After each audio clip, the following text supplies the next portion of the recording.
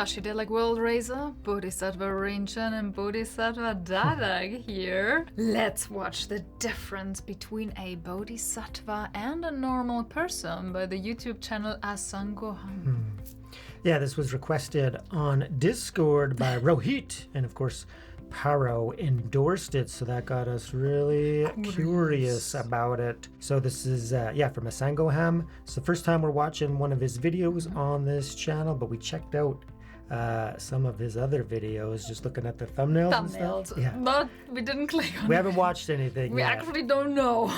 but videos that look pretty cool. Thumbnails look fancy. Yeah, the topics look great. Yeah. So if you want to head on over to his channel, check out those videos, and of course offer him some support. His banner says, "Wake up." So it's gotta be good. We're all about waking up, raising ourselves, and raising the world. So let's dive right into this and find out. Are we truly Bodhisattva, or are we still a normal person? I guess we're about to find out. Oh. And at the end of the video, we're going to talk about it. Stay tuned.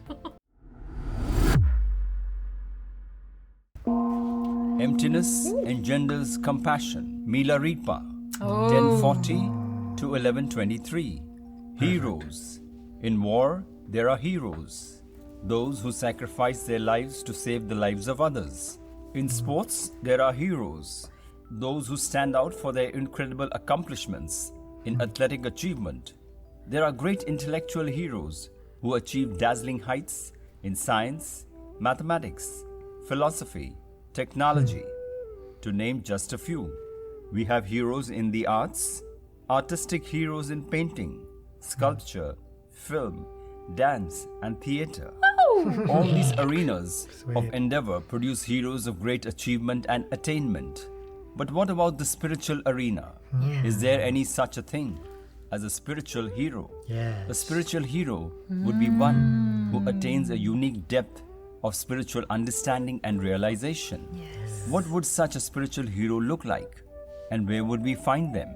The Catholic Church has had a long history of recognizing spiritual heroes, or as they call them, saints. But the Catholic Church is not the only religion that has its spiritual heroes. However, it is Tibetan Buddhism that is unique in the quantity and quality of its spiritual heroes. Yeah. Spiritual heroes, which they call bodhisattvas. Oh, a spiritual hero. I love it. To understand this Buddhist spiritual hero, we must begin to understand the nature of their heroic attainment.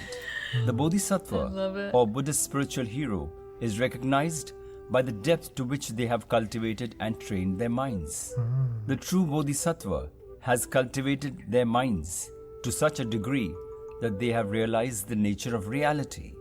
But the Bodhisattva's heroic attainment does not finish there. Their achievement of a profound understanding of the nature of reality merely lays the ground for what is the most heroic and most important of the Bodhisattva's accomplishments. That is, the awakening of a deep, enduring, and profoundly encompassing compassion. There are an enormous number of schools and teachings in Tibetan Buddhism. Thus, there are many different opinions and teachings on how to best cultivate the mind to achieve the ultimate goal of Tibetan Buddhism. However, of the goal itself, there is no argument.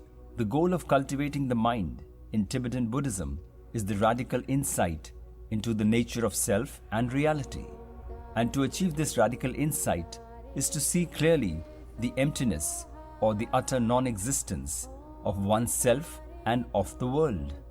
Thus, all the practices, the cultivation of the mind, of thoughts in Tibetan Buddhism, in all its incredible diverse approaches, aims to achieve ultimately just one thing: to see that discrete things and objects are unreal, and that their seeming substantiveness, solidness, is completely and utterly illusory. Thus, the radical insight into the nature of reality is that there is no you and there is no world. There is only no thingness, nothingness, vast, endless, boundless nothingness. This inherent emptiness or nothingness is conceived as lack. Academics such as Professor David Loy have suggested that because virtually all people at least intuitively recognize the emptiness of self, the nothingness at the core of our being, and because Western cultures conceive of this emptiness as lack, this fuels an extreme consumerism in an exaggerated attempt to fill that hole, that apparent lack. In Eastern cultures, however, emptiness or nothingness tends not to be conceived as lack, but rather as pure potentiality. For example, in the emptiness that is silence, the potential for any sound to arise is infinite. Any sound can arise in that silence. Anything from the sound of a car crash to a Mozart opera. Tibetan Buddhists see emptiness or nothingness not only as pure potentiality, but as the very ground upon which every object arises out of and falls back into. Whether those objects are subtle, such as thoughts, feelings, etc., or gross, objects in the world. The Tibetan Buddhist spiritual hero or bodhisattva is one who has realized this emptiness of self and world. But that is only half the story. This realization deepens into an all-encompassing and profoundly felt compassion for all beings, human and non-human. The bodhisattva, having realized the self to be empty and spacious, does not stop there, but rather now subsequently becomes filled with the other. In other words, the self that was once felt as being a me is now realized to be an infinitely allowing and infinitely open space. A space that is now effortlessly filled with the other, which in turn allows a natural and deeply felt empathy to arise. Christ's words suddenly become clear. Do unto others as you would have them do unto you. The very meaning of the word compassion also becomes clear. Com means with, and passion means to suffer. Compassion, to suffer with. Thus, the Bodhisattva's insight into the nature of reality allows for a profound depth of compassion or suffering with. However, the spiritual hero, that is the Bodhisattva, does not merely suffer with others, but also blesses all others. The clearest example of this is the Tibetan Buddhist spiritual practice of Tonglen. In the meditation practice of Tonglen, on the inhale of breath, one takes in the sufferings of others, and on the exhale, one in return gives openness and spaciousness. In other words, one blesses all with spacious, boundless and vast emptiness. The Bodhisattva is this Tonglen practice, incarnated in living, breathing human form. We could say that suffering in essence is the seeming forgetting of our inherent ground of spaciousness or emptiness. The Bodhisattva's compassion is demonstrated by often tacitly redirecting our attention away from our suffering and to its always already formless and empty ground. It is the genius of the Bodhisattva to be able to live the suffering of others and not deny or reject it, while at the same time directing others to recognizing suffering ultimately as no-thingness, as nothing. The Bodhisattva is an alchemist of suffering, resolving it through his or her living example and realization into the empty ground from which it arises. The great Hindu sage and spiritual master Nisargadatta Maharaj was quoted as saying, "As wisdom, I know I am nothing. As love, I know I am everything. Between the two, my life flows." In Zen Buddhism, to realize only one side of the coin is to realize only that self and world are empty or nothing. This is, according to Zen Buddhism, to be half-baked in one's realization. To be completely baked, one must also realize the other side of the coin. That is, that emptiness is also fullness. In Western philosophy, a similar argument has been made. Martin Heidegger's notion of Dasein, or the self, as being the clearing for being, was roundly critiqued by Jewish-French philosopher Emmanuel Levinas as being unethical, as it did not allow for the irreducibility of the other. Levinas believed that it was the irreducible presence of the other and our daily negotiation with them that was the basis for all ethics, and that Heidegger's reducing of all selves to a clearing or nothingness was to reduce all others to nothing and thus occludes any possibility to act ethically. The Bodhisattva is sometimes characterized as one who has rejected enlightenment so as to remain on the earthly plane to save and help others. This is a misunderstanding of the unfolding and depth of Bodhisattva's realization. once the profound emptiness of self and world is seen. It cannot be rejected or unseen. Rather, it is this radical insight into the nothingness that is the ground of reality, that deepens into the all-encompassing compassion that the Bodhisattva is known for. Thus, the Bodhisattva's apparent capacity to suffer with is not a rejection of enlightenment, but rather a deepening of it. It is this fully baked realization of boundless emptiness and effortless compassion that is the profound attainment of the spiritual hero, known as the Bodhisattvas.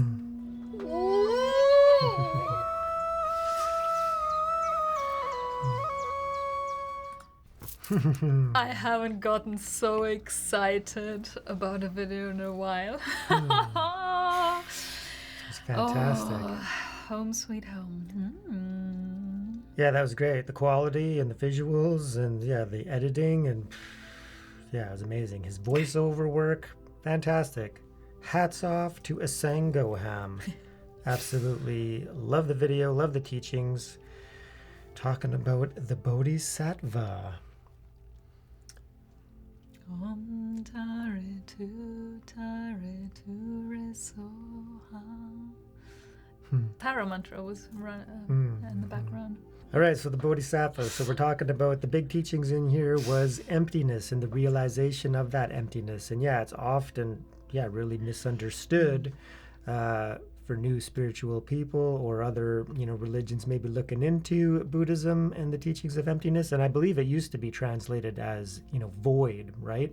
And then I think over time they changed it to emptiness being a more apt description of what they're actually talking about, because it's not a nothingness, right? Emptiness is basically meaning that, nothing exists inherently from its own side or its own power, right? So everything is dependent upon something else. So it ties directly in with the Buddhist teachings on dependent origination, right? So everything is arising from one thing. And of course, this thing, this infinite potentiality, is an infinite field of consciousness, right? So Tibetan Buddhism has different words to, express it. And I'm not going to get into the debate of if the words are meaning the same thing, but the words are used to point at something, right? So we're talking about, Brahman, the infinite field, or even Shiva as the infinite field, or the no-thingness as well. Then we could look at the Buddha nature itself, or the Dharmakaya, right? Or Rigpa, right? It's the infinite field of consciousness manifesting as all things. And a Bodhisattva, having realized that, or having gotten the taste for it, that rises in compassion, because one realizes that there is only the one thing, right? So everything is one thing manifesting in a multitude of forms, and then people are suffering. So to go along with that, to be perpetually in the cycle of samsara, coming for, birth, and then sickness, old age, death. It's suffering, right? And then the Bodhisattva feels compassion for that. So I love the Tonglen practice, and we did a lot of Tonglen practice in our day, and I still do it, right? Where you're visually, taking on the suffering of others, right? And you're feeling it, and you're visualizing them, being healed and being happy. And then you're sending out, everything positive within you, love and light and joy and peace into the world, right? That's what a bodhisattva does. So as far as, having realized the ultimate teachings that was explained in this video, and then if that's a bodhisattva, then are we bodhisattvas? We have to answer the question. But obviously, no, we are not there yet. But at the same time, we can hold an intention in mind and an aspiration. And then because we know the Buddhist teachings as well, that what you hold in mind tends to manifest, and various other schools teach that as well. It is true. So there's an intention there, right? So to be on the journey, for the sake of others is a very bodhisattva intention, right? Aspiring bodhisattvas. Aspiring, right? And we can all aspire to be that, because ultimately, we can, guide our, our consciousness, our souls, our atmans to be, what will they be inclined to act, because even at that stage, there's still going to be some action. Maybe I got too distracted by actually being so happy that would talk about the Buddha, that we watch a video on the Bodhisattva here. But did he say what makes a Bodhisattva actually so different? Yeah, so most of the time, like even within like most New Age circles and just, spiritual people in general, right now it's almost like a material spirituality, in my sense, has kind of taken over the spiritual community because we're so focused on, law of attraction, right? And then they're still interspersed with desire. So the most popular spiritual videos, right now in my mind, just scanning YouTube, is all about how to get the one you love using the law of attraction, or to get all the money and possessions by law of attraction, right? So there is a big difference there because it's still being spiritual, but for the benefit of myself, right? Is that spiritual though? Didn't we define spirituality as what Lama Yeshe said? Spiritual means mind, and spiritual people seek its nature. So in that sense, law of attraction. No, I would still call them spiritual because they've attained a certain level of understanding that knows about consciousness and the mind, right? And they're using the consciousness and the mind, for that sort of purpose. And that's just like, also in Buddhism, those who are seeking enlightenment for themselves. They just want to get out of the samsara, right? Done with it. Yeah, so then that's the defining line between the the Mahayana path and the Theravada path, right? Hinayana. Whoops. I think the distinction is Hinayana. So the Mahayana, the great vehicle, Hinayana, the small vehicle. And then many different schools. Cool. So you're diving into the teachings, you're getting the spiritual information, and then what distinguishes a bodhisattva is seeing the oneness of everything as being, truly important, in the sense that there's an emptiness there, but it's still a fullness. It's still an everythingness. Everything is part of it. And that leads to more compassion than seeing the emptiness and then realizing that, okay, well, nothing exists anyways, so why do I need to seek liberation for others, right? In the sense that there is still going to be compassion arising, the higher you get on the journey, but the fundamental intention of being on the journey is different in the bodhisattva, because the bodhisattva is literally doing it for others. Yes, right? And also supposedly not like renounces full-blown enlightenment, so he can still function in the world. So that's maybe a difference in understanding. That's what I thought. Yeah, a little bit of a difference in understanding here, whereas, that's the way I saw it through the Buddhist teachings that I acquired, but there could be subtleties in that realization as well, right? So basically he's saying that a bodhisattva is enlightened, and it actually enhances their enlightenment. Oh, okay. Right? Well, it depends on how they define the words then. Well, it could be a Buddha, a fully awakened, enlightened being that still, chooses through the power of their Buddha nature to still incarnate again and again, and that's entirely possible. But bodhisattvas also can be those who are not yet enlightened, but like the lamas, right, where they're reincarnating to continue the teachings, right? So it can be both, but we're talking about enlightenment is such a high concept to talk about that it could be interpreted in many ways, and all the ways can be true based on different parameters and levels of consciousness, right? Yeah, and there's so many different levels even to enlightenment, totally, and to the bodhisattva being bodhisattva and realizations and everything. Okay, so let's keep it simple here. So a bodhisattva, is seeking enlightenment, awakening for the benefit of all beings. And that's why I see it. So, and even if you're not doing it for the benefit of all beings, even seeking enlightenment is beneficial to all beings, because you're raising your level of consciousness, which is part of the infinite field of consciousness. To sort of raise your level raises the level of the whole field, right? So it's like a ship in the ocean, and then it raises all the ships, right? If you raise the level of the ocean, everything goes up.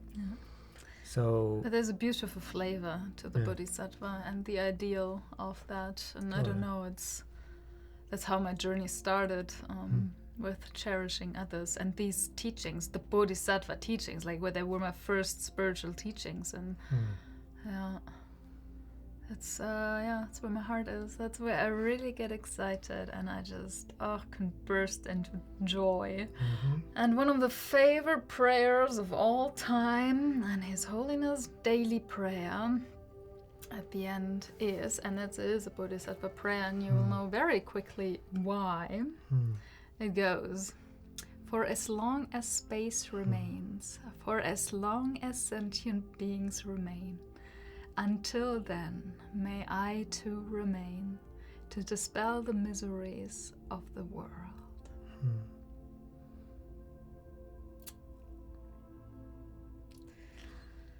Yes. Great. With that, we're gonna have a Patreon shout out of the day for Paro. Shout out of the day, Paro. Bodhisattva you are Paro. the man. Not just a bodhisattva, but a spiritual hero. Oh, yes. Everything you are doing is for the benefit of all sentient beings, even if it's not your direct intention at the moment. You could be doing all sorts of other things, but deep down, the wellspring of love and peace and joy and bliss and the equanimity pours from your heart out into the world at large, inspiring all sorts of deluded people to begin their journey and their quest as you seek to raise yourself and raise the world. For the benefit of all sentient beings. Absolutely. Paro, keep it up. Wow. Boom. Spiritual hero. Boom. Om Mani Padme Hum. Peace.